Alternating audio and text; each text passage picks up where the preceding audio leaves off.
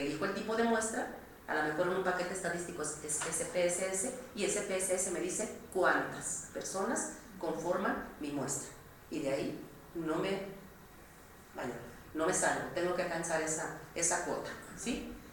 En cambio, las muestras, que casi siempre le llamamos población de estudio, más que muestra, en la investigación cualitativa son pequeñas, ¿sí? No son aleatorias. Mucha gente dice, voy a hacer una investigación y maestra, tengo miedo porque ¿qué me van a decir los jurados cuando vean que los resultados de mi investigación yo identifiqué o estudié y comprendí la situación de 5 personas? No importa que sean 5, no importa que sean 3, no importa que sean 10. ¿Sí me explico? O sea, el criterio que utilizaste para incluir esas personas respondió a ciertas características, ¿sí? Si por criterio de saturación, ¿qué quiere decir saturación? Ya alcancé, ¿sí? Ya no encontré más personas que estuvieran en esa condición, pues con estas personas no me interesa el número, me interesa comprender. Inclusive puede ser 1 o 2, ¿sí? Puede ser 1 o 2. No hay criterios, no hay reglas, se determina con una cosa que se llama saturación de datos, ¿sí? Hasta que ya no tenemos información de quién puede tener esa característica, ¿sí? El muestreo es diferente. Hay 2 formas de muestreo en la investigación cuantitativa, que puede ser probabilístico y no probabilístico. Todo eso sería hasta como 3 clases, ¿no? Simple, sistemático, estratificado, por numerados, etc. Todo esto tiene muestras, todo esto tiene fórmulas, ¿sí? Depende del tipo de investigación. Casi siempre cuando hacemos investigación cualitativa utilizamos 3 tipos de muestreo. Por conveniencia, ¿qué quiere decir? Personas voluntarias, ¿sí? Que deseen participar. Puede ser, se le llama muestreo por avalancha o bola de nieve. ¿Qué es avalancha o bola de nieve? Que las personas que tienen ciertas características me dicen, yo tuve cáncer de mama y soy recuperada de cáncer de mama, ¿sí? Y a lo mejor soy la proveedora principal de mi hogar. Y me interesa esa investigación. ¿Conoce a alguien que tenga esa misma condición? Sí, mi amiga Juanita, que también estuvo conmigo en las quimioterapias. Identificamos a Juanita, y Juanita nos puede decir de Lorena, pensemos, ¿no? Así, bola de nieve, ¿no? Y el muestreo teórico se avanza una estrategia de muestreo deliberado. ¿Qué quiere decir deliberado? Pues casi las personas que podamos llegar a encontrar con respecto a las características del estudio, ¿no? En cuanto al diseño de la investigación, este diseño siempre es predeterminado, sigue una estructura. Creo que ustedes ya lo han visto en todas las clases de investigación. Decimos título, ¿sí? Antecedentes, planteamiento del problema, justificación, objetivos, hipótesis, etc. Eso no se mueve. Cuando nosotros hacemos investigación cualitativa, sí llevamos un esquema predeterminado, pero este es muy flexible. A veces vamos y venimos y estamos cambiando inclusive hasta las categorías, ¿sí? Insisto, nosotros vamos con una idea porque estamos ajenos a esa realidad, y cuando estamos comprendiendo esa realidad, brotan otros datos que se van convirtiendo en un diseño, ¿sí? La relación con los sujetos aquí es completamente irrelevante. De hecho, hay una crítica al investigador cuantitativo porque pareciera que se vale de las personas para obtener información. Mucho de esta situación de que se sirva de los otros se ha de alguna manera resarcido con las cartas de consentimiento, donde quedan por explícito los compromisos, las libertades, los derechos que tiene la persona, inclusive de abandonar la información, el uso de los datos que vamos a darle, la confidencialidad, etc. Todo ello trata de hacer menos impersonal o menos de servicio la información que obtenemos, ¿no? La comunicación vertical. Para la investigación cualitativa, la relación con la persona y con los sujetos es completamente relevante. Si no hay un vínculo, si no hay una relación, nosotros no podemos interactuar de manera, no lo queremos de arriba para abajo, como cuando estamos viendo un organigrama de nuestros jefes para arriba. No, queremos que la comunicación, la relación vaya así, de manera completamente horizontal. Es más, muchas veces tenemos que apostar a ciertas técnicas, a ciertas estrategias para lograr como la confianza o la inclusión de nuestra persona en algún grupo, para que no nos vea como el investigador, sino nos vea como alguien que comparte, ¿sí? Que está ahí. En cuanto a las técnicas, ustedes casi siempre van a identificar que están justamente predeterminadas por el tipo de diseño. Pueden ser la encuesta, ya lo habíamos dicho, escalas, test, cuestionarios, y aquí A veces las técnicas se van determinando conforme el contexto. Casi siempre utilizamos la observación, casi siempre la entrevista, casi siempre las anécdotas, las historias de vida o los relatos orales o los grupos focales, ¿sí? Pero a pesar que yo tenga un diseño, un proyecto de investigación como estructura, yo puede ser que no identifique grupos focales, pero al momento de estar interactuando con las personas se prestó y lo aprovecho. Es decir, yo no predispongo las técnicas porque sea el investigador. La misma gente en la forma de interactuar me va dando elementos para poder implementar algunas técnicas, por eso es flexible. Puedo medir, en esta sí, y la medición es penetrante y completamente controlada, y en esta no. Es una observación completamente natural. En cuanto a los datos, estos datos son sólidos y repetibles. ¿Qué quiere decir repetibles? Yo tengo esto y lo suelto, ¿qué pasa? Y si me voy para allá y lo hago, y si me voy para CU y lo hago, responde algo que es repetible. Responde una investigación cuantitativa, responde una investigación que después se transforma en una ley que se llama de gravedad. ¿Sí? Se observan las cosas y estas se repiten y entonces es confiable el dato.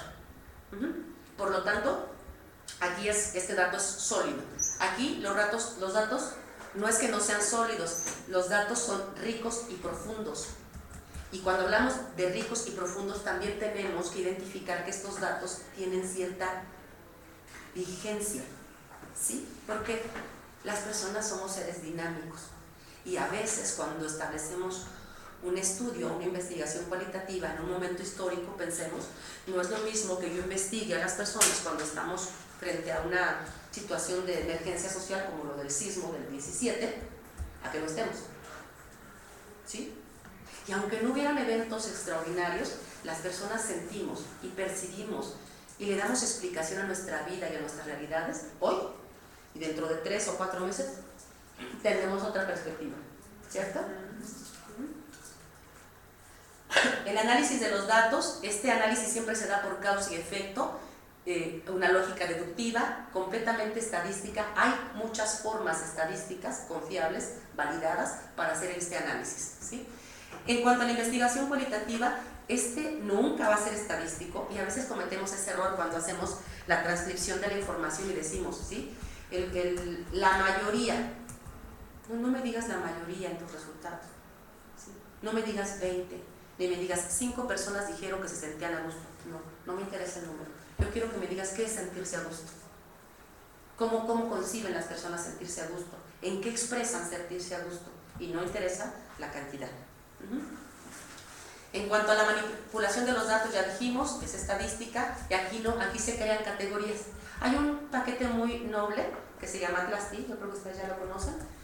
Manejamos la transcripción de las entrevistas, lo metemos a Atlas-T y se van creando, obviamente con nuestra indicación, como familias y unidades hermenéuticas de estudio. Y esas se convierten en categorías de análisis. Yo nunca puedo saber cuáles salen. ¿Por qué? Porque esas salen a partir de todos los textos, de todas las evidencias y los testimonios que la gente me va dando, ¿sí? Los resultados, por lo tanto, aquí son fiables, ya dijimos, y aquí son válidos. ¿Por qué son válidos? Porque son reales, porque son profundos. Y algo importante, no se pueden generalizar. Esa es parte de la crítica que mucha gente que no domina, o que no le gusta, o que no confía en la investigación cualitativa, suele cometer ese error. Sí, de decir 5 personas, pero es que 5 personas no me dan cuenta de toda una población. No, si yo no quiero generalizarlo, yo solamente quiero comprender qué le pasa a 5 personas. Criterios de validez, ¿sí? Hay pruebas, hay evidencias, hay un significado completamente estadístico. Aquí no hay este significado estadístico, hay credibilidad en los datos, hay algo que ilustra una realidad y algo importante en la investigación cualitativa que a veces dejamos de lado es cuando para validar esa información, para que tenga esa confianza, se le llama triangulación de datos. ¿Podemos triangular los datos? ¿Sí? ¿Podemos hacerlo? ¿Para qué? Para saber si eso que la persona me quiso decir es exactamente lo que yo estoy colocando o interpretando, ¿sí? En cuanto a los hallazgos, estos son precisos, ilimitados, reduccionistas, estos son holísticos, comprensivos y expansivos. ¿Cuál sería parte de la validez interna y externa? Y ahí hay una diferencia muy importante. La investigación cuantitativa, fíjense, dice, Es débil en términos de validez interna. Casi nunca sabemos si miden lo que quieren medir, pero es muy fuerte en validez externa. Lo que encuentras es generalizable para la población. ¿Sí? Yo encontré esto y es generalizable. Aquí, esta es fuerte en términos de validez interna. ¿Por qué? Porque doy cuenta de algo que es particular. Rescaté lo más que pude, pero es muy débil en cuanto a validez externa porque no podemos generalizar esos resultados para otras poblaciones o para otras personas. No se puede, ¿no? Esas serían las diferencias. ¿Qué es lo que hacemos cuando presentamos un proyecto de investigación? Vamos combinando, ¿sí?, las técnicas, vamos combinando los hallazgos, vamos combinando los objetivos, vamos combinando los alcances, y eso es lo que no hace que tengamos esa rigurosidad, digamos, académica, ¿no? ¿Cuál es mejor? No hay mejor ni peor. Lo que nosotros necesitamos es hacernos estas y más preguntas, como por ejemplo, ¿qué buscamos? ¿La magnitud o buscamos la naturaleza de algo o del fenómeno? ¿Qué se busca? ¿Un promedio? ¿Una cifra? ¿Una tasa? ¿O buscamos encontrar y conocer una estructura dinámica? ¿Qué buscamos? ¿Descubrir leyes o buscamos comprender los fenómenos? A partir de lo que queremos, de lo que necesitamos indagar, decidimos si es uno o si es otro. Lo más importante no es combinarlos. Si ustedes me preguntan, maestra, ¿podemos hacer investigación mixta? Por supuesto que sí. Mixta no quiere decir que se combinen. ¿Ya me explico? ¿Sí? Vamos a ver parte de estas insuficiencias en el rigor metodológico. Me parece a mí que esto es fundamental y a veces lo dejamos de lado. Cuando nosotros somos pequeños no aprendemos a correr, ¿verdad? Primero gateamos, después caminamos y después corremos. No sé por qué cuando la gente piensa hacer una investigación, ¿por qué a priori o antes de ya dice desde qué enfoque lo va a realizar? ¿Por qué? Fíjense, este es mi esquema de cómo comprendo la investigación. Nace una idea de investigación. ¿De dónde nace la idea? ¿De dónde creen que nazca la idea? De la realidad, de algo que yo observo. Y puede ser tan,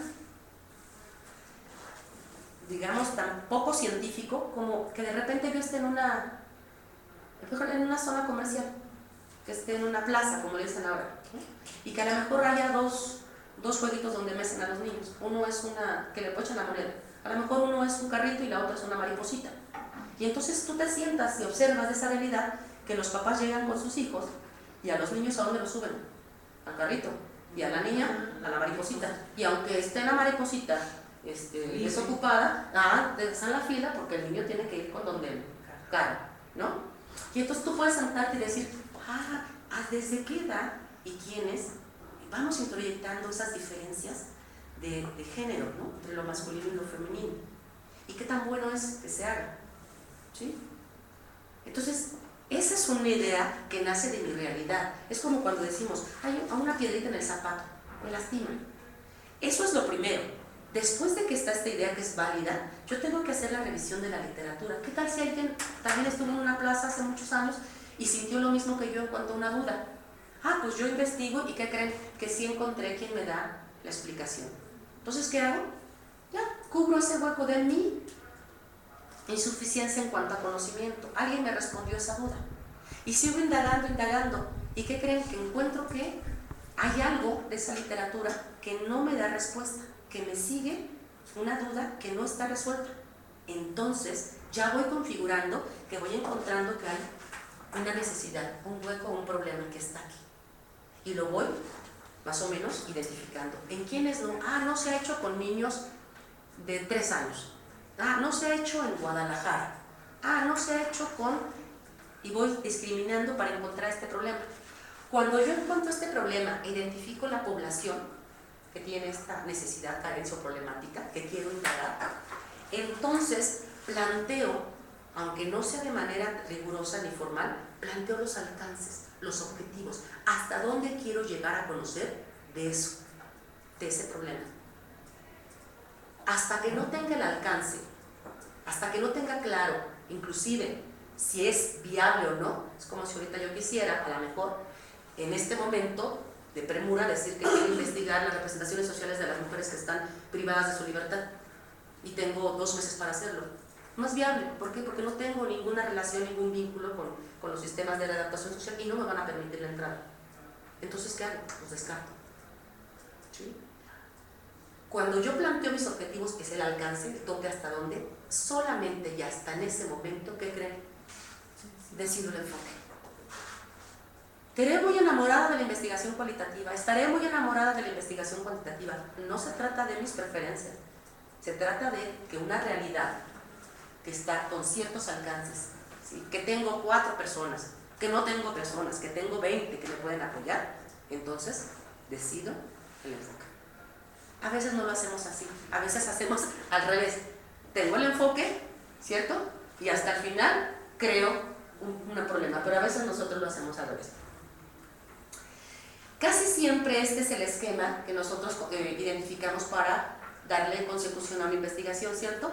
Va a cambiar, para ambos es igual, va a cambiar aquí, en cuanto aquí no hay, en la cualitativa no hay hipótesis, hay categorías, y en cuanto a la población, casi siempre es sujeto de estudio o muestra.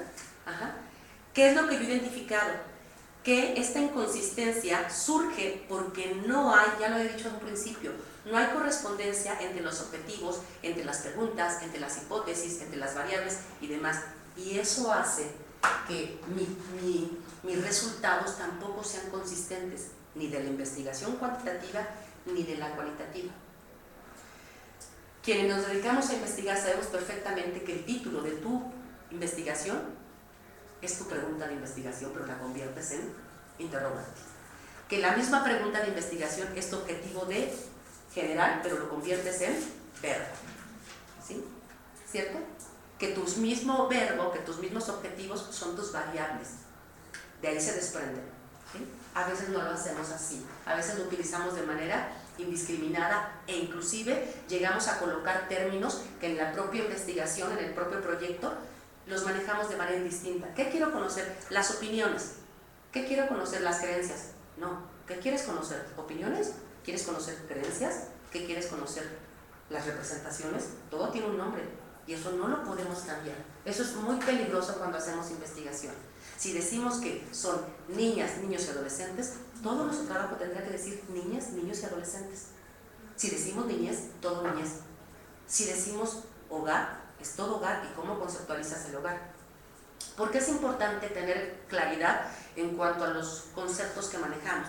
Fíjense que hace muchos años me tocó ser jurado revisor de una persona que se tituló en la escuela y el tema de su investigación, así quedó empastado, era las políticas sociales, era pregunta, ¿las políticas sociales son un mecanismo para combatir la pobreza?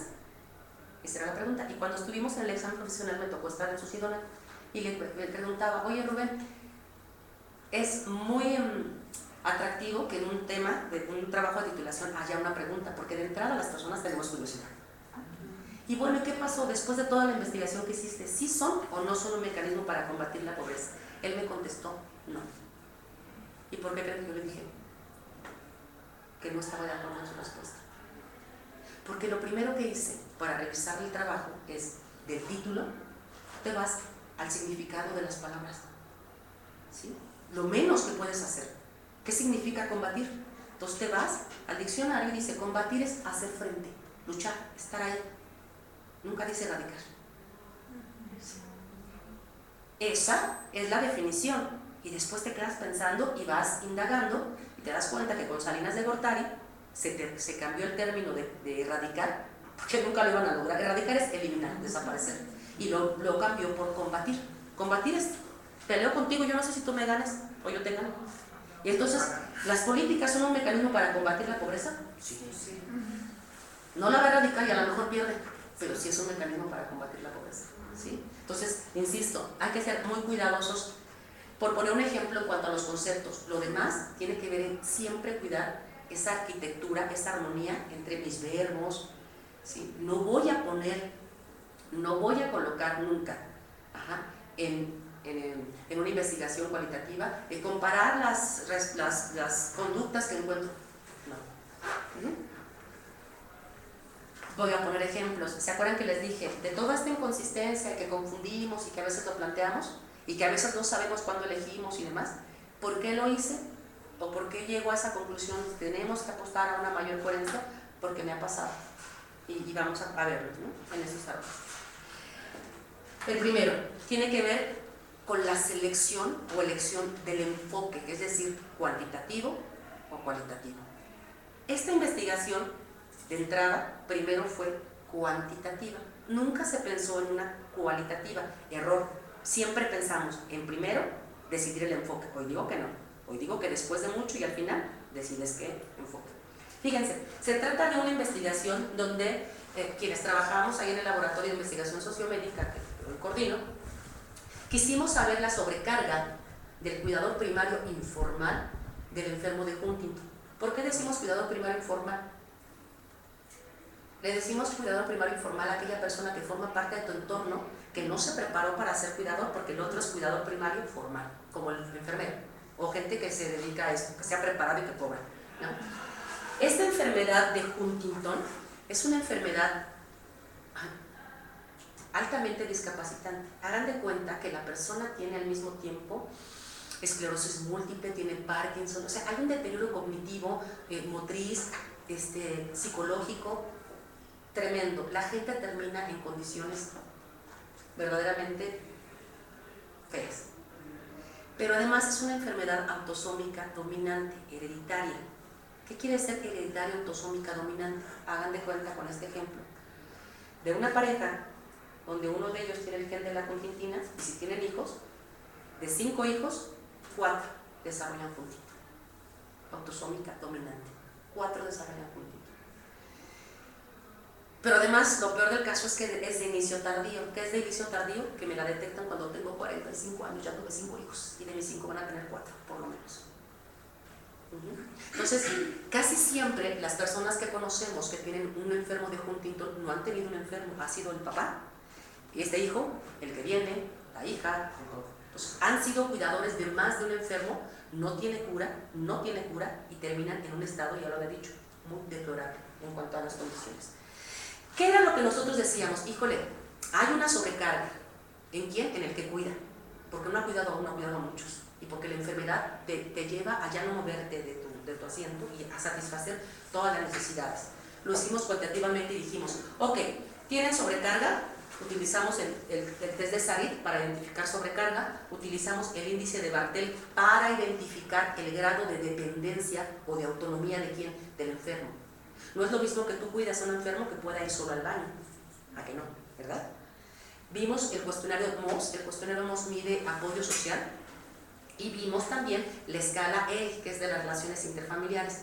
¿Qué es lo que nosotros quisimos hacer muy listas, muy inteligentes nosotras? Dijimos, la sobrecarga que tienen los cuidadores, los familiares de estas personas, ¿a qué variable está relacionada? ¿O a qué variable se lo atribuimos?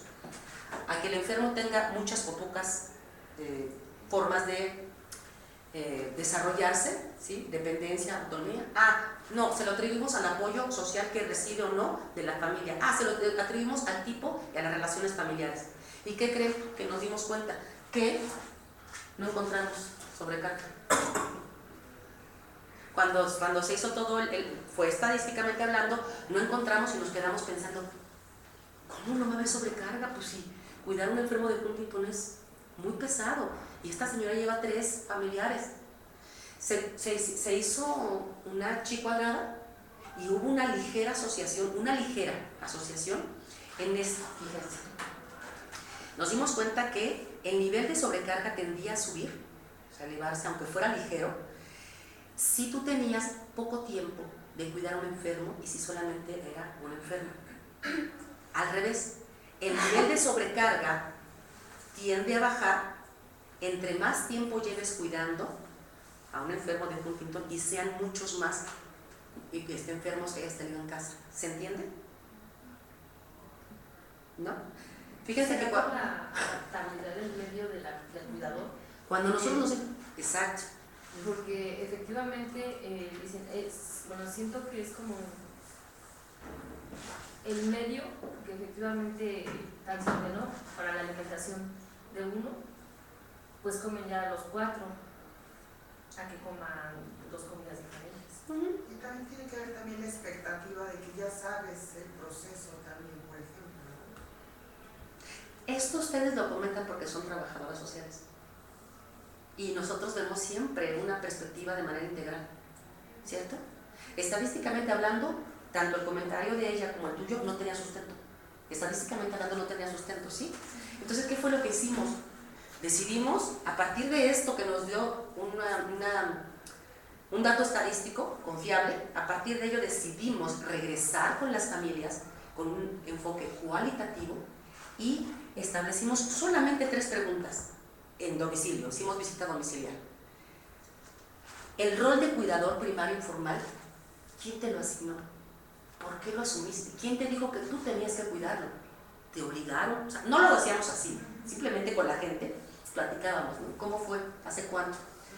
Organización para el cuidado, ¿cómo le hacían? ¿Cómo se organiza? ¿Sí? Y la otra, las repercusiones de ser cuidador primario informal, pero no decíamos, ¿cómo ha repercutido? No, antes cómo era y ahora cómo es, ¿sí? No siempre vamos con las categorías, con ese nombre, porque la gente a veces puede sentir que estamos infiriendo las respuestas. Con estas 3 categorías, a través de la visita, con entrevistas y con la observación, encontramos, comprendimos mucho de lo que ustedes también acaban de decir, ¿sí? Ser cuidadora se asume, ya lo dice la literatura, se asume por rol de género, la mujer.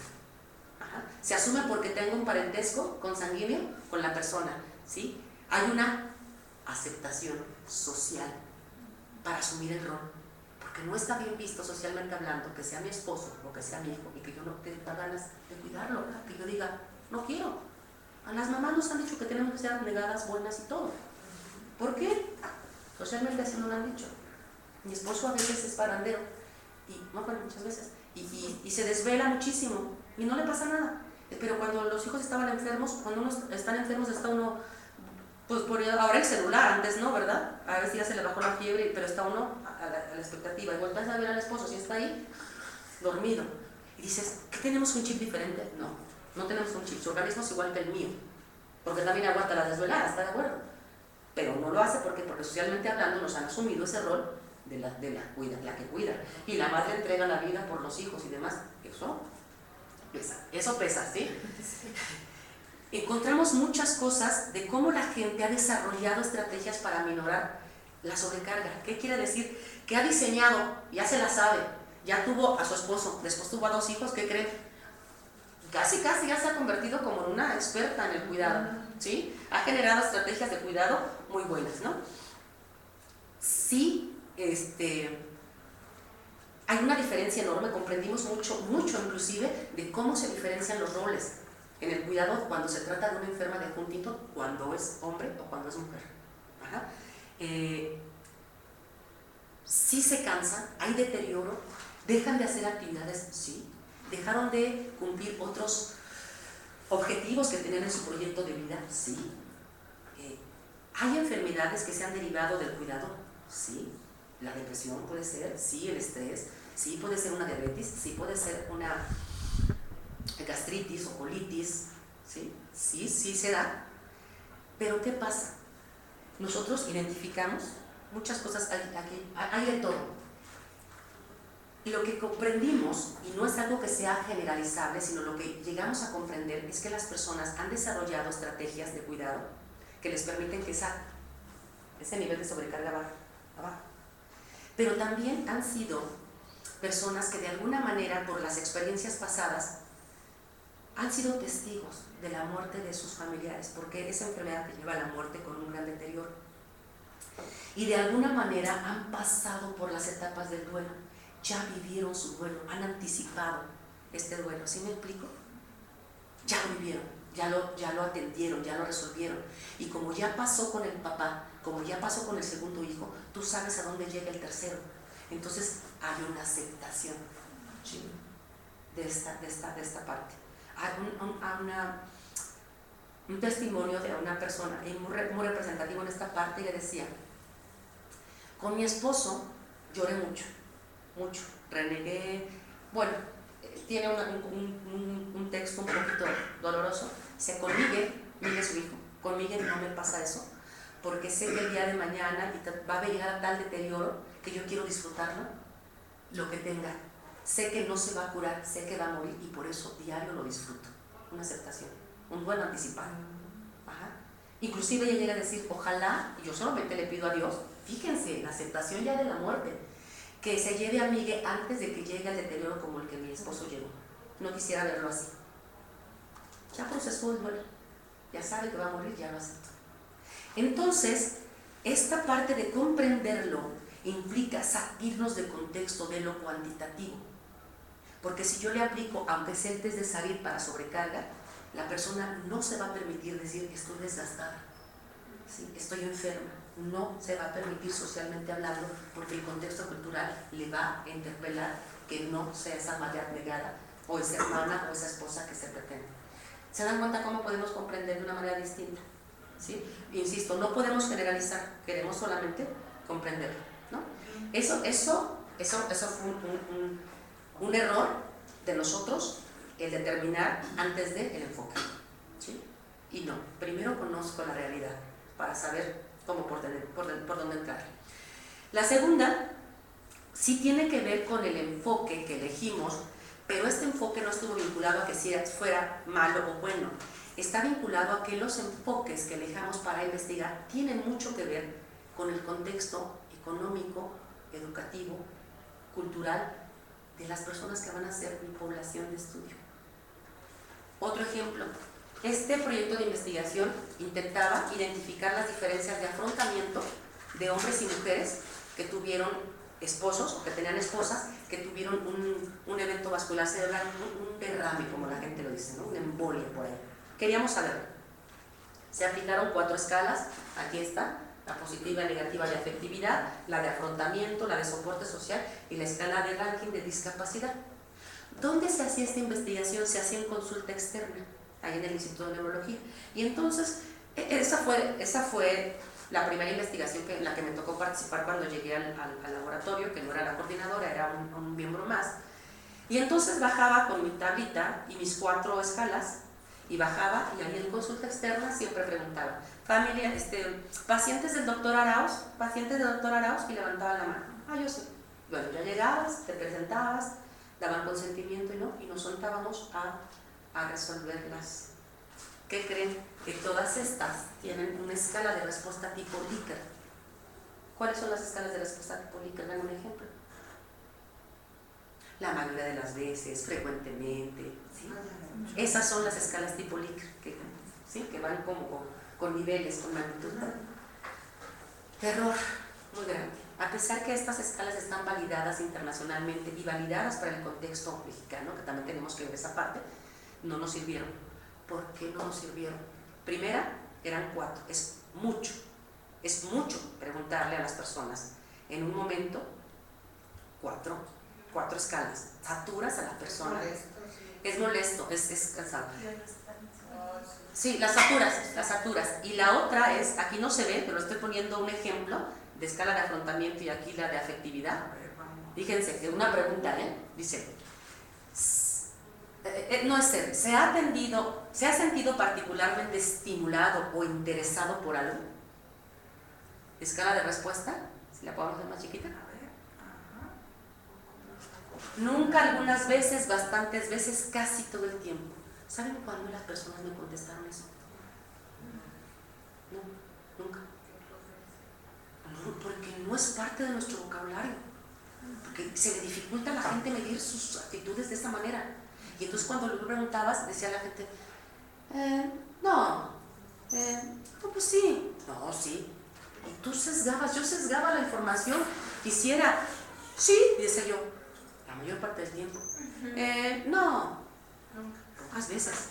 Yo sesgaba la información, ¿sí? Estuve sesgándola todo el tiempo porque nunca encontré la opción de respuesta de si algunas veces, y nunca, si frecuentemente, jamás la encontré. Pero tampoco la encontré en esta parte de cómo está redactada la pregunta. De verdad que la gente dice, no te va a decir una persona que viene, si hay personas que estaban en el instituto que venían, no sé, de un pueblo donde apenas si ellos pudieron alcanzar el 2º año o primero de primaria, no me va a decir ya, me siento últimamente estimulado. No lo va a hacer así.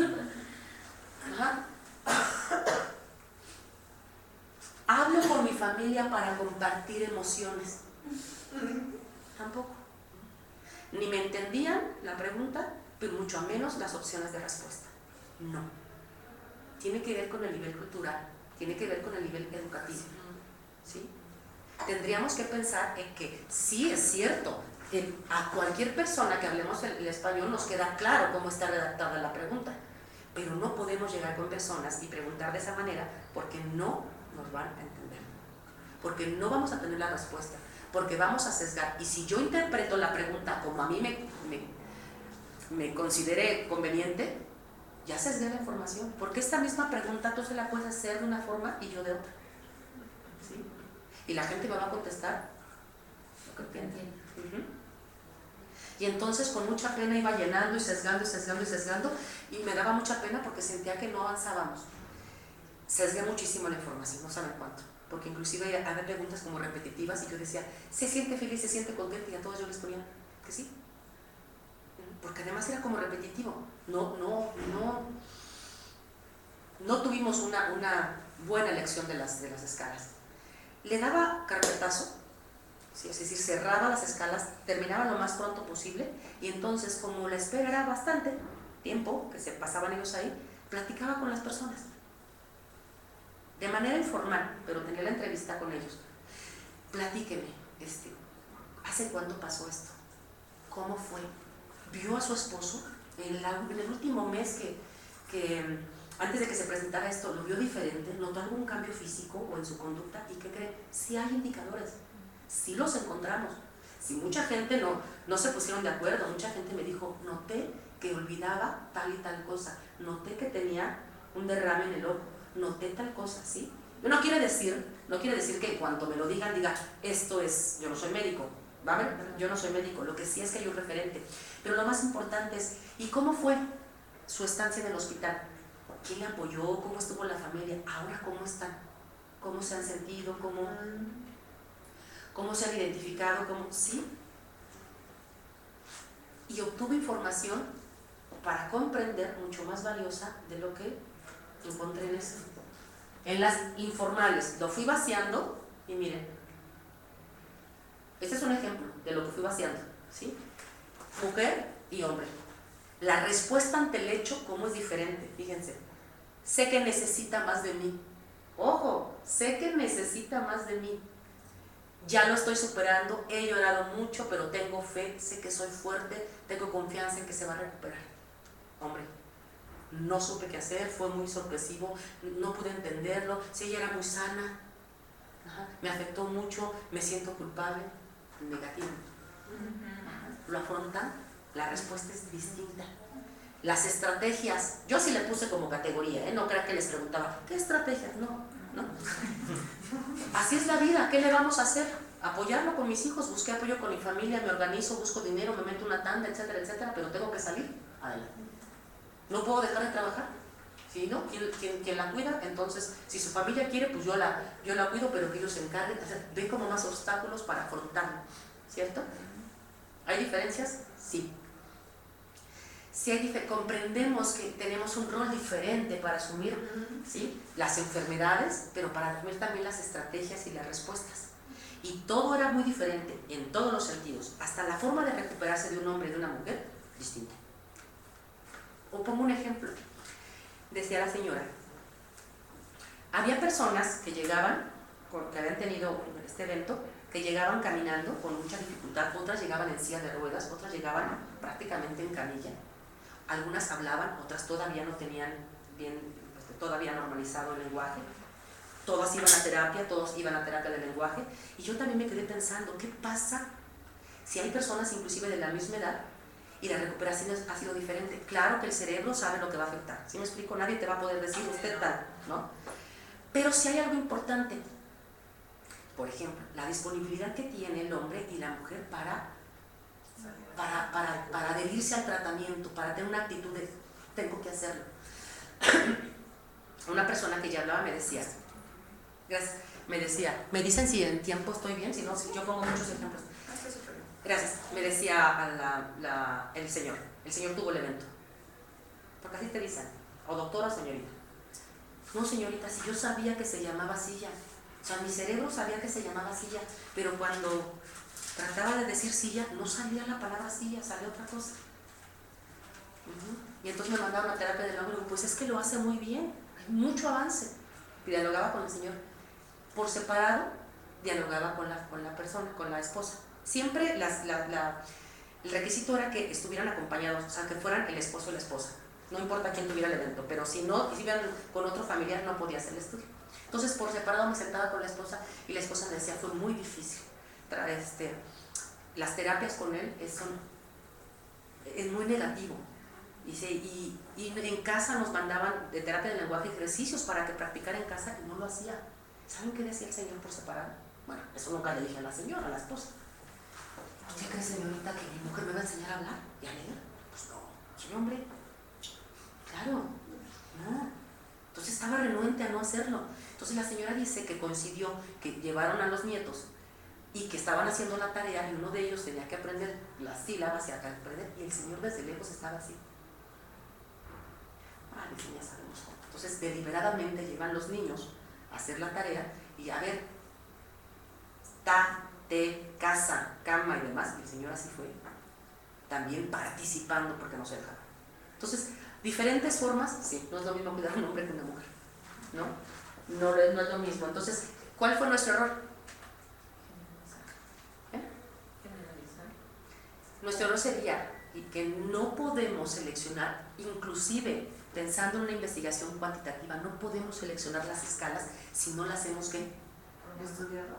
piloteado una y otra vez, pero sobre todo tener respeto a cómo se comunica la gente, ¿sí? A cómo se dialogan en esos espacios. Y a veces no es lo mismo lo que tú percibas que lo que la realidad te presenta. En cierta ocasión que nos tocó ir a una comunidad, va el señor adelante, en un campo, va el señor y la esposa va como a 3 pasos atrás de él. Uno que es citadina, que dice, ¿sí? Miren, la discriminación es violencia de género, que no caminen a la par, que todos ponemos ahora juntos.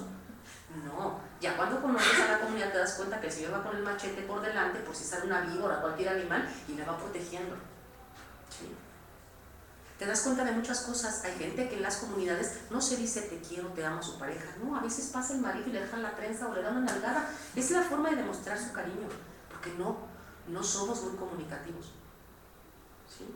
Entonces, cuando no sabemos ser tan comunicativos, créanme que este tipo de escalas nunca nos van a servir. A veces puede ilustrar más un dibujo. ¿Sí? Ahora que está un alumno haciendo un tema de migración y lo está haciendo con adolescentes, de padres que migraron hace muchos años, el dibujo dice muchas más cosas, porque además de hacerlo, le piden que interpreten ese dibujo. Nos dicen mucho más, ¿no? De las afectaciones que causa la ausencia del padre. Insisto, las personas las conocemos, convivamos con ellas para saber inclusive hasta qué escala o cuestionario puedo o no aplicar. Ejemplos otros que tienen que ver con investigaciones cuantitativas y que cometimos errores. Muchas personas, no nada más los que hicimos el análisis de la información, sino lo más importante, los que construimos indicadores en nuestros espacios laborales y no nos damos cuenta. ¿Quieres sentarte aquí? ¿No es mía, No. ¿Podemos poner acá? Sí. 2 ejemplos, fíjense. Uno es un proyecto de investigación que se hizo que se llama la visita domiciliaria, un análisis de su utilidad en la reclasificación socioeconómica en salud. ¿A qué me refiero? En 7 años, Trabajo Social, el Departamento de Trabajo Social del Instituto, todas las trabajadoras sociales llegan a realizar, cuando así se requiere, para la reclasificación, que nunca es que quiero que me cobren más, sino que quiero que me cobren menos, ¿sí? Para reclasificarlo va a ser visita domiciliaria, para saber o justificar si o no procede la reclasificación. De esas visitas, de esos reportes con ciertos indicadores, ellos la tenían concentrada en una base de Access, una base de datos. Entonces la jefa de trabajo, la maestra Volkers, nos contacta al laboratorio y nos dice, oigan, tengo muchos reportes de visita, mucha información, ¿pueden hacer un proyecto con eso y darlo a conocer y ver qué hallazgos tenemos? Sí, lo hicimos. Esa fue la primera. La segunda, ¿sí? Recientemente, en 2016, igual la maestra Volkers me dice, tengo las bases de datos de todos los servicios, con toda la información que arroja tanto el estudio socioeconómico como la visita, como las notas subsecuentes y demás, ahí la tenemos. ¿Qué podemos hacer? Fíjense, en un año, 9,000 casos, o sea, 9,000 personas, pacientes. Entonces, igual, me pasó la base, esta no fue en Access, ya fue en Excel, me la pasa. Es sumamente complicado y ahí están nuestros errores, ¿sí? Primero de quienes lo elaboran, después de quienes procesamos, ¿sí? No había homogeneidad en la captura de datos, ¿sí? No se respetan las opciones de respuesta que estaban indicadas en el cuestionario. No hay datos en algunas variables, no había. Y ¿saben como cuántos? Esto fue de la visita domiciliar. Tuvimos que desechar como 300 reportes de visita domiciliar porque en algunos rubros no había datos. Si no hay datos, ¿cómo comparas estadísticamente hablando? Eran muchos los que nos hacían falta, ¿sí? Falta de ortografía constantes. Hay variables que estaban en Access y hay otras que estaban en el cuestionario. Todo debe empatar. Pongo un ejemplo, ¿sí? Decía, primero de primaria, LIC Derecho, preparatoria, primero de bachillerato, profesional. ¿Qué uno profesional es también? ¿Licenciado en Derecho? Entonces, mientras que en nuestros espacios, cualquiera que sea, el ámbito de salud, sobre todo, ¿sí? No tengamos claridad en cuáles son nuestras variables y nuestros indicadores, y que todos compartamos el mismo lenguaje, y que todos tengamos la misma opción de respuesta, y que sea esa respuesta y no sea otra, créanme, que esas bases de datos, esa información que obtenemos del contacto con las personas, no va a ser un recurso nunca aprovechado por nosotros, porque no está bien hecho, porque hay mucho sesgo. Entonces, componer una base de datos de ese tipo tardan meses, de verdad, meses, pues que es irte uno por uno. De repente decían, es comerciante, vende jícamas afuera de la escuela, comerciante vende seguros de vida, comerciante se dedica, ¿sí? Exacto. Debería de hacerse en referencia a indicadores que están establecidos en X situaciones, en tal teoría, ¿no? Además, exactamente. Fíjese, maestra, que me impactó hablando esto de estudio socioeconómico, que tenía muchos años que yo no hacía estudios socioeconómicos y estoy haciendo práctica profesional de psiquiátrico infantil. Y bueno, pues me ponen a hacer un estudio socioeconómico sin decirme en qué criterios iba a ser yo finalmente mi diagnóstico social, que era lo que más me inquietaba finalmente, ¿no? Y me dijo, pues Santa María, dame puntería, y me puse a hacer mi estudio y demás. Y algo que me llamó la atención de cuando ya después mi supervisora me hizo correcciones, indicaciones, ISAPES y demás, de que yo le pregunté a la señora, todas las preguntas iniciales que haces van en referencia al niño, al paciente. Entonces yo le pregunté, ¿qué religión practican ustedes, tienen ustedes? Y ella dijo, católica, así lo anoté. Pues bueno, Alfonso Eleno regaño porque yo debía haber preguntado ¿qué religión profesa el niño? Yo me quedé en ese viaje como 3 días y dije, bueno, pues finalmente es una situación de contexto familiar porque los niños no deciden, ¿qué crees, mamá? Que hoy se me apareció Dios y soy cristiano o mañana soy católico además, ¿no? Pero sí siempre va a redundar en que no hay un criterio general y que no te indican cuál es y que sobre de eso vas a hacer tu trabajo, ¿no? Claro. Entonces, pues sí, el margen de error es pues hasta absurdo y ridículo. No se imaginan en muchos formatos, en muchas bases de datos, en muchos estudios socioeconómicos, en muchas visitas domiciliares, el sesgo de información que tenemos nosotros como trabajo social. No se imaginan, es más de lo que ustedes se pueden imaginar, de verdad. Yo ahora lo veo así. No, elaboramos cuestionarios y no nos detenemos, como tú decías, y lo vamos a ver más adelante, cómo se construye un diccionario de datos. Y confundimos una de cosas, fíjense, otro ejemplo, son ejemplos nada más. Esto lo hicieron quienes nos pasaron la base, ¿sí? Fíjense, tenencia de la vivienda, dice, propia, rentada, prestada, hipotecada y pagándola. ¿Qué vemos aquí? O sea, puede ser propia, pero la estoy pagando. O sea, está mi nombre, pero la estoy pagando. No pueden haber dos opciones de respuesta. Estadísticamente hablando es una variable y es otra variable y es otra. No importa que yo las tenga que desagrupar, no importa, ¿sí? A ver si le podemos dar clic en ese ejemplo, por favor. A ver si me lleva a para abrir vínculo, abrir hipervínculo, donde dice ejemplo. Aquí. Ajá, aquí. Sí, está cargando. Bueno, ahorita que carga. Y si no, no importa. Lo que importa es que nosotros tenemos que saber qué entendemos por propia. ¿Cuántas tenencias de la vivienda hay? ¿Quién lo está diciendo? ¿Qué? CONAPO, que sí, el DIF. ¿Sí me explico? ¿Qué instancia estamos nosotros considerando como la fuente de este tipo de...? Sí, no me importa, ¿eh? Me mandó aquí al internet, pero me cerró la... Ajá, a ver, otra vez. Sí, no importa. Lo que yo tenía en ese hipervínculo fue una página X, donde viene tenencia y viene, una es propia, otra es pagándola, ¿sí? Y otra es otros, como que alguien te la prestó, como que fue por donación o por herencia, ¿sí? Y lo más importante es que nosotros decidamos, no Ángeles, no Lupita, no Juanita, porque se me ocurrió, no, el equipo de trabajo social en cualquier espacio tendrá que reunirse y decir, esta va a ser la clasificación que vamos a utilizar para tal indicador y todas y todos nos vamos a regir por esa y no va a haber error, ¿sí? Esa es una. Ahora ustedes díganme cuál identifican aquí en tipo de vivienda.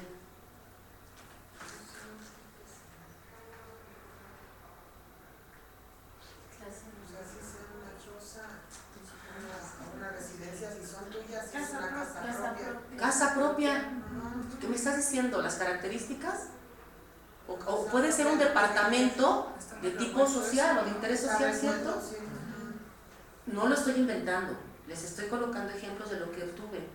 Y así como yo estoy diciendo, he cometido errores, estamos encontrando que también otras personas pueden hacerlo y estos van creciendo, de tal suerte que no tengamos insumos que desde el trabajo social tengan ese peso que necesitamos para decir lo que hacemos, porque hacer un estudio socioeconómico es investigación, ¿sí? Se construyen perfiles sociales, claro que es investigación. Esto lo retomamos de otro ejemplo. Por ejemplo, dice, antecedentes para una enfermedad que se llama síndrome de Guillain-Barré. Diarrea, gripe, vacuna, ¿sí? Otras enfermedades. O sea, ¿la vacuna es una enfermedad? No. Existen ejemplos como estos que existen. Pongo otro, que tiene que ver también en la captura. Ya nos pusimos de acuerdo, ya dijimos que es tal instancia, ya dijimos que es tal clasificación, ahora a capturarla. Si nosotros tenemos la variable población, por ejemplo, y dijimos que colocáramos niño, niña, niño, adolescente, joven, persona adulta y persona mayor, tengo 6 opciones de respuesta y una que va a ser la novato, ¿sí? Miren, aquí despegué adolescente. Si yo tengo un punto y coma o tengo un error ortográfico, es otra opción de respuesta, ¿sí? Adolescente, le pueden poner con S o con C y van a ser, aquí tengo 2 opciones. Adulta, adulto, tengo 2 opciones. Adulto, discapacidad sensorial, no estoy en la variable discapacidad, ¿sí? Adulto mayor, población LGBTQI, no estoy en condición de esa variable, ¿sí? Joven, entonces aquí ya no se ve, pero creo que eran como unas 7 más. Y es depurar uno a uno una base de datos que son 9,000 registros y que son 72 variables, lleva meses. Es mucho recurso invertido. Cuando no tendría que ser así porque está automatizado. Otra, que tiene que ver con el estado civil, aquí están, ¿sí? Analfabeta, casada, casado, concubina, concubinato. Si decimos que concubinato, vamos para todos concubinato, sea hombre o mujer, no le ponemos ni concubino ni concubina, ¿sí? Viuda, viuda y demás, hay que respetar las opciones de respuesta. Exacto. ¿Qué hace falta? Hace falta que tengamos la disciplina de elaborar diccionarios de datos. Este diccionario, de entrada, me permite decir, mi variable 1. ¿Cómo se va a llamar mi variable 1? Se llama base. ¿Y qué es la base de datos? Y aquí le ponemos una base de datos, así lo hicimos con el Departamento de Trabajo Social. Una base de datos es tal, y yo recibí diferentes bases de datos. Una era de consulta externa, otra de unidad de terapia intensiva, otra de urgencias, y entonces, como tenía que agarrar de todo, dije, pongámosle número, a cada base, a cada servicio. Y aquí están. Y estos se van a, ¿cómo se llama? A colocar de manera identificativa, sencilla, así. Sabíamos que era esto. De tal suerte que tú no puedes vuelves a poner urgencias, tienes que poner URG. Si no le pones URG, me vas a poner yo no sé qué cosa, ¿sí? Hay que tener disciplina en eso, ¿no? Estos eran los servicios y se atendían personas por meses. Pues ni modo, ¿qué es un mes?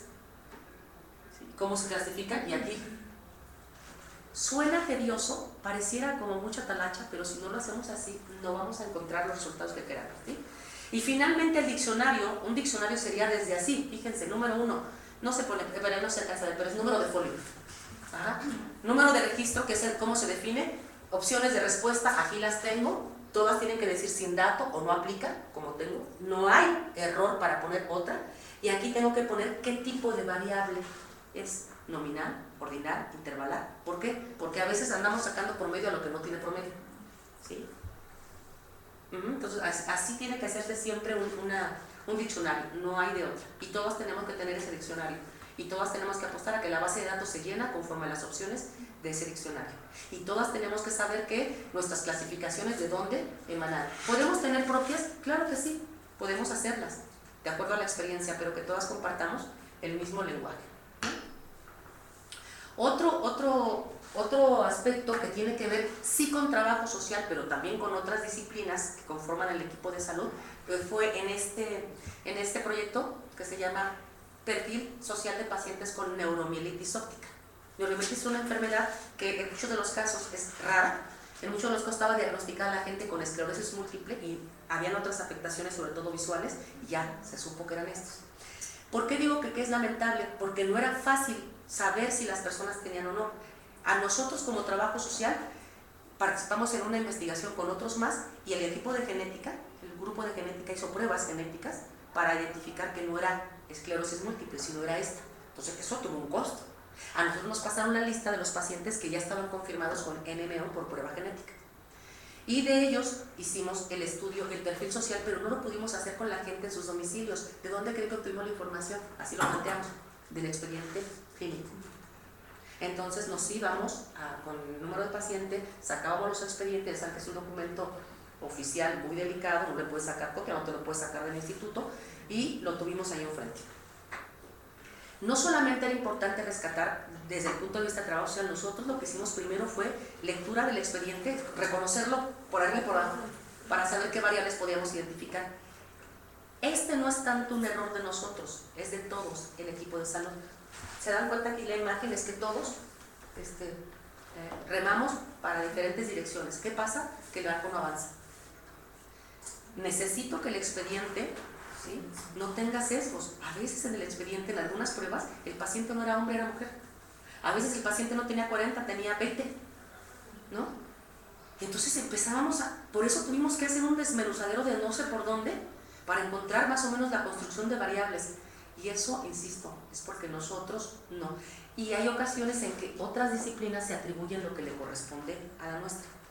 Y a veces encontramos en el reporte médico cierta información que le corresponde al trabajo social. Y a veces el trabajo social se hace como el médico y pone, ¿sí?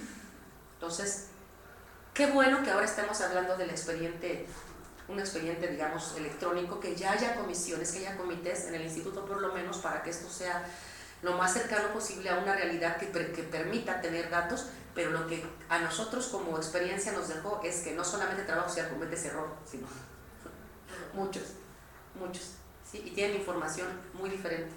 Hay médicos que cuando le preguntan al paciente e indican en la hoja de reporte lo que el paciente señala.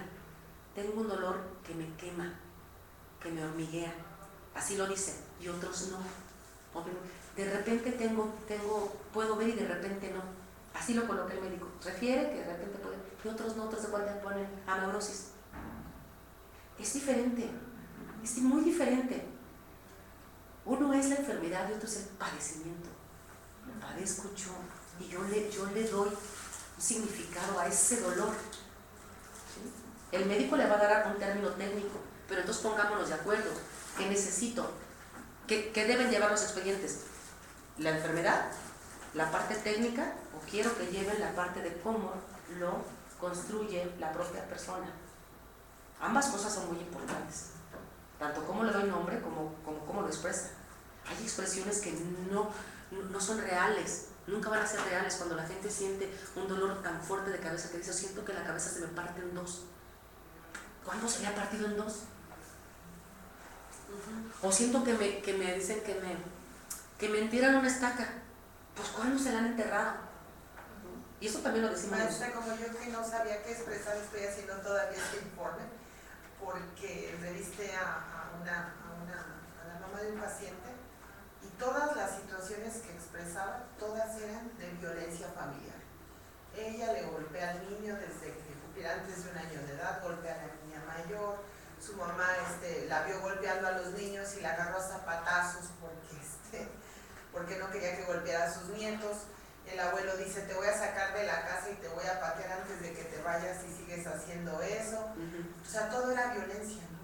Y dije, bueno, ¿en qué término digo que es una familia que vive en una situación de violencia constante? Y hacer mención de todas esas cosas que me contaba la maestra utilizando el sí, que decía, hacemos tal cosa, yo uso tal expresión para decirle que se comporte bien, y situaciones así, ¿no? Porque, sí, no vas a decir, no, es que se zapatean, se pegan, se patean y demás. Lo ideal es que nosotros respetemos cómo lo dice la persona. Sí, así las expresiones que utiliza con el SIC. Sí. Obviamente, si ese SIC tiene otras expresiones, igual ponerlas, y te corresponde como trabajo social identificar qué tipo de violencia, si es psicológica, si es física, si es patrimonial, quién le ejerce, a lo mejor es toda la familia, pero sí presentarlo. Y también es algo... Sí, no lo puedo dejar de... No, son tus evidencias. Sí, finalmente, sí, todo son tus evidencias, por lo menos verbales. Ajá. ¿Con cuál se sumarían?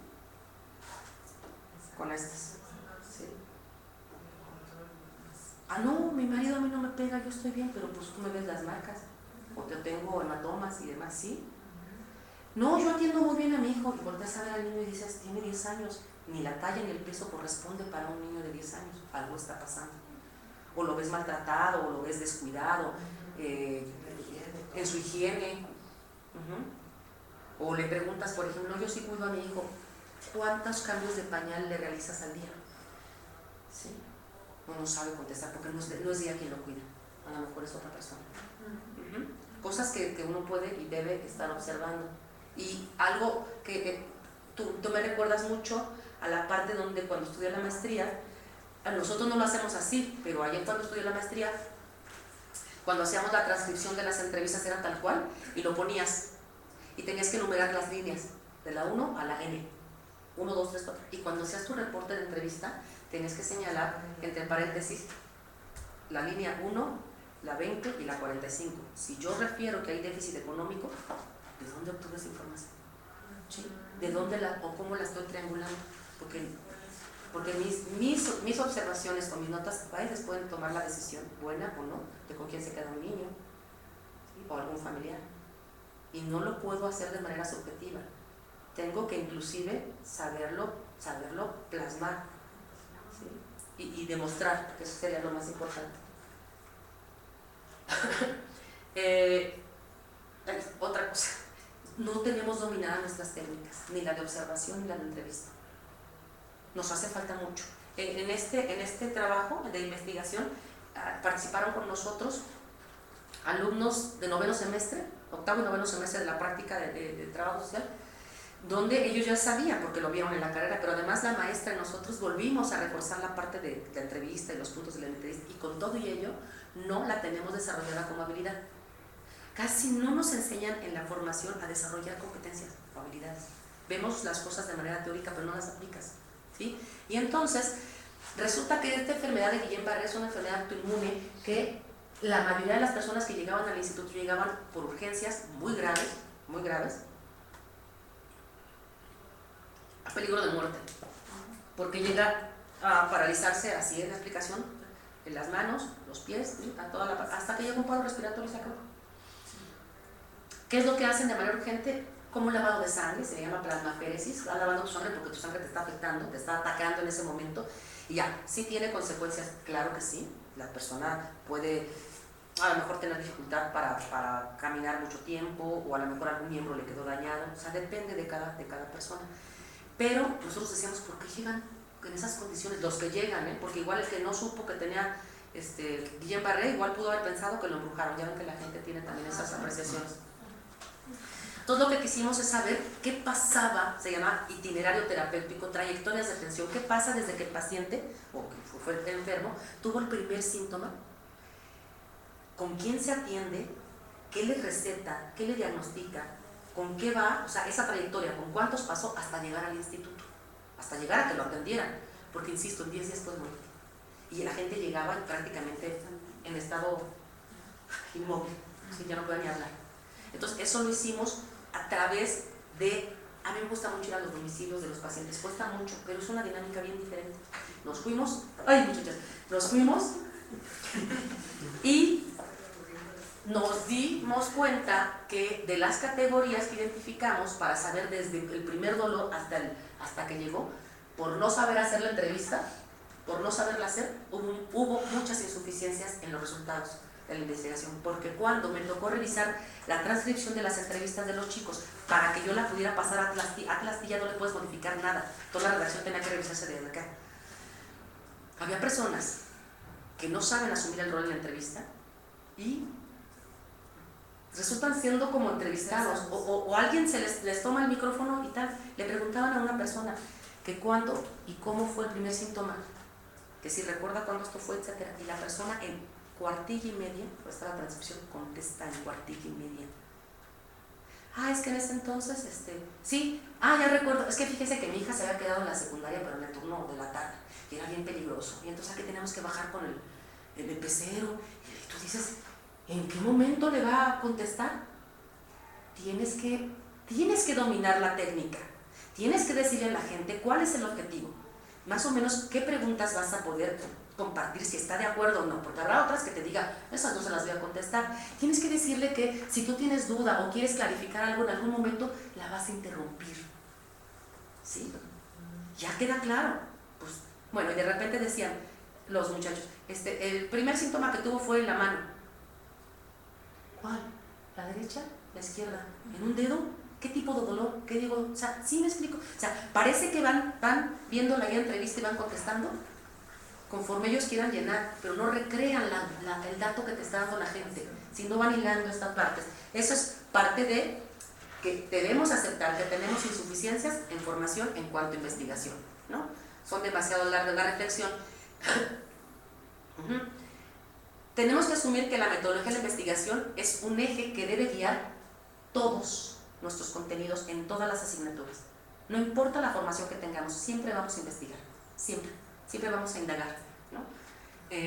Apostar a una mayor congruencia metodológica, seamos sencillos, seamos claros, no queramos abarcar todo lo que una realidad nos presenta. A veces, si nosotros focalizamos, llegamos a la comprensión de eso, ¿sí? Conozcamos y respetamos la forma, los estilos, la educación, la cultura, la idiosincrasia de las personas, para que nosotros podamos hacer una buena investigación, ¿sí? Dar soporte a nuestros instrumentos, ¿sí? Obviamente, y a los instrumentos cuáles. Si nosotros tenemos muy buenos instrumentos en nuestra práctica, en nuestra intervención, de esos muy buenos instrumentos van a salir muchos datos que nos permitan dar cuenta de procesos investigativos.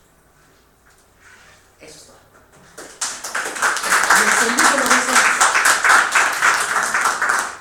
Pero excelente. Comentarios, dudas. Pues excelente, la verdad yo sí he tenido unos casos cercanos de lo del Guillain-Barré. Yo estoy trabajando en el Hospital General y sí es muy difícil la situación. Ahí mencionaba de las vacunas, lo que pasa es de que las vacunas es una determinante para que del Guillain-Barré. El Guillain-Barré es una enfermedad neurológica que empiezan a lo mejor con síntomas de gripe y les empieza a atacar todo el sistema. Se empiezan a paralizar, como que se empiezan a hacer como piedra y llega un momento en el que dejan de respirar. Si no se atienden adecuadamente y rápido, mueren. ¿Por qué? Porque dejan de hecho, tienen que estar conectados a un respirador, a un ventilador. Hay una modalidad del Guillain-Barré que se llama Milne-Fisher, y la modalidad de Milne-Fisher normalmente da en niños. Hay niños desde los 4 años que pueden padecer el Guillain-Barré, puede ser por el piquete de una garrapata, a lo mejor tuvieron un proceso quirúrgico en el cual ese mismo proceso quirúrgico los lleva a esa situación. Como un choque del anestesio, del proceso quirúrgico de su rehabilitación o de su proceso quirúrgico. El virus del Zika, la vacuna del papiloma provocado, síndrome de Guillain-Barré. Entonces, digo, yo tengo 2 casos, uno de un chico de 16 años y el otro de una niña de como 10 años. Este chico viene de Michoacán a la Ciudad de México, empieza con síntomas de gripe, lo llevan al médico similares, les dicen que lo tienen que llevar con un neurólogo. Él dice que el jueves empieza a sentir mal, el sábado en la mañana van y le tocan la recámara y el niño no contesta o el chico no contesta, se meten a la recámara y ya está empezando a paralizar. Lo llevan, piensan que está drogado, lo empiezan a revisar y sorpresa, terapia intensiva. La otra, una niña, está en caballo y dice que practica la equitación, de repente va al baño y al momento de que se quiere subir la pantaleta ya no puede, se empieza a paralizar. ¿Cuál fue la diferencia entre uno y el otro? Que a Salvador tardó casi 3 días en que lo atendieran, duró más de 6 meses en terapia intensiva, y Frida la atendieron a los momentos, o sea, en cuanto la niña empezó con la parálisis, la atendieron de momento. A Salvador le costó mucho tiempo que le sanara la traqueotomía, ya tiene más de 1 año y medio en este proceso, todavía no puede caminar bien, tiene parálisis facial, su proceso ha sido más lento. Y Frida, como fue atendida más rápido, pues su recuperación fue su evolución fue más rápida. Esta enfermedad tiene un diagnóstico incluso de que con un buen tratamiento y una buena rehabilitación pueden incluso tener el 90% de recuperación. O sea, aquí lo importante sería, para precisar, porque de repente podemos quedarnos con generalizaciones. No es que la vacuna me dé Guillain-Barré, no es ninguna. ¿Qué pasa? Que ya tengo una predisposición en mi sistema inmunitario, que todos sabemos que si nos colocan una vacuna, la vacuna lo que hace es, ¿sí? Causa efectos, o sea, una reacción.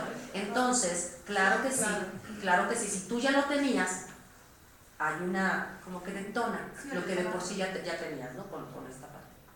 ¿Preguntas? Pero el objetivo de esto era ver más que nada que estaba mal colocado en las variables, ¿no? Porque se estaba hablando de enfermedad, más que, o sea, que no tiene que ver la vacuna, exacto, con las enfermedades. Sí, no, la aplicación de la vacuna tenía que estar. Sí. Recibió sí o no, pero tiene que estar separado de la variable enfermedad. Estudiar, exacto. Sí, tiene que estar separado. Sí, o sea, yo digo, a lo mejor por eso lo pusieron ahí, pero no tendría por qué estar ahí. Ahí sí, pero en otra variable, separada. ¿Sí?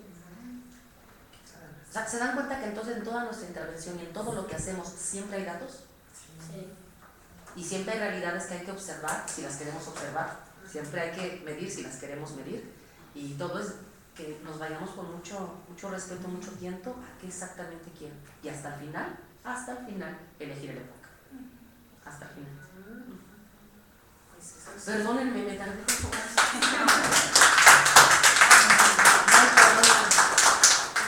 No, al contrario, muchas gracias por darse el tiempo y por compartirnos esto que es tan rico para nuestra formación. Bueno, vamos a proceder a la entrega de la constancia y dice: la Red de Investigaciones y Estudios Avanzados en Trabajo Social ACE otorga la presente constancia a la maestra Ángeles Rodríguez Casillas por su participación como conferencista magistral con el tema Construcción de indicadores para la investigación social en salud, dentro del 6º Diplomado Iberoamericano de Administración de Servicios de Salud, Gerencia Social y Fortalecimiento Institucional, Ciudad de México, 26 de enero de 2019, Reales, Pensamiento y Acción Transformadora. Gracias, maestro Lee. Y le manda muchos muchas gracias, eso que ando de gira. Ando de gira artística. Y bueno, tenemos algunos regalos para usted, el foldercito y las más recientes publicaciones. Perfecto. De aproximaciones y el tomo 13. Perfecto, muchísimas gracias. Muchísimas gracias, maestra, por todo. Y pues bueno, con esto concluimos la sesión del día de hoy. Muchísimas gracias a todos por la paciencia. Una disculpa nuevamente a usted, maestra, por la cuestión de la confusión de los tiempos. Oigan, pero me vendí. Y pues bueno, nosotros nos vemos la semana que entra. Muchísimas gracias a todos. La semana que entra, hasta el mes que entra, bueno, salvo noticias del maestro, porque no tenemos programado dentro del machote que se les envió sesiones, pero todavía falta como preguntarle al maestro pues qué confusión hubo, porque normalmente sí hay sesiones en febrero. Entonces avísenos. Estén pendientes del grupo de Facebook y del grupo del WhatsApp para tener noticias, y efectivamente todo el mes de febrero no hay Pues mira, ojalá que se puedas preguntar, porque sí, como igual como ella podemos hacer planes para organizar mejor los organizarnos tiempos. en febrero, saber si podemos hacerlo. Sí, justo. Sí, nosotros le subimos la programación, no se preocupen. Y pues bueno, muchísimas gracias.